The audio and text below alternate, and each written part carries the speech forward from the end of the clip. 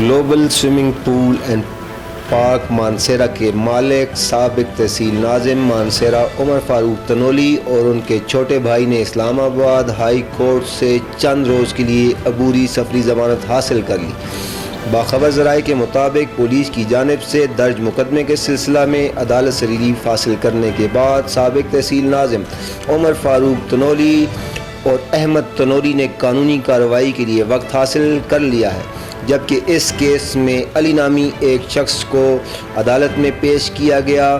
جسے ایک روزہ جسمانی ریمانڈ کے بعد جوڈیشل ریمانڈ پر جیل بھیج دیا گیا۔ واضح رہے کہ گزشتہ جمعرات کو مانسیرا بائی پاس پر واقع global swimming pool and park میں افسوسناک حادثہ پیش آیا تھا، جہاں سوئمنگ پول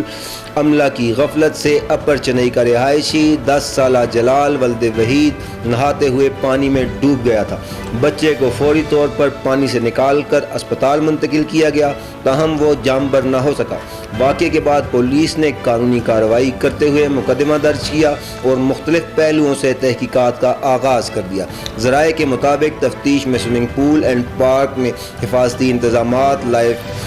گارڈز کی موجودگی اور انتظامیہ کی ممکنہ غفلت سمیت دیگر نکات کا بھی جائزہ لیا جا رہا ہے۔ پولیس حکام کا کہنا ہے کہ تحقیقات میرٹ پر جاری ہیں اور شواہد کی روشنی میں ذمہ دار افراد کے خلاف قانون کے مطابق کارروائی عمل میں لائی جائے گی، جبکہ مقدمے کی مزید سماعت اور تفتیش کے بعد آئندہ قانونی پیش رفت متوقع ہے۔ رپورٹ شیخ نذیر، شمال HD نیوز۔